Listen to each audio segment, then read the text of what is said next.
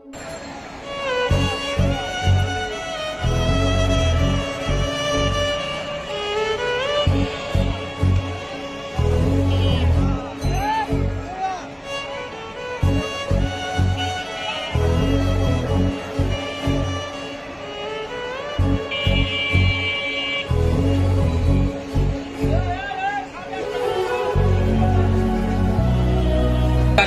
সিরাজগঞ্জের লোকাল গাড়ি প্রত্যেকটা গাড়ি সকাল থেকে রাত পর্যন্ত হয়রানি করা হয়।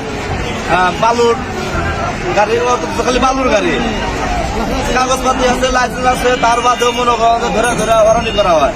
যার কারণে কাগজপাতি না, তারা আমরা বলছি 2 মাস সময় নেব, 2 মাস সময় দেন, তার বাদে আমাদের সব কাগজপাতি লাইসেন্স ছবি উঠবে। ওনারা তা শোনে না, প্রত্যেকটা দিকে এই বালুর গাড়ি করতে হয়রানি করে। এই হয়রানিটা করতেছে প্রশাসন। সেজন্য আমরা বাধ্যতামূলক হয়ে আমাদের বানাইছি, আমাদের যে কোনো একটা পরামর্শ সমাধান করে দেব। সেজন্য আমাদের এই প্রতিবাদ।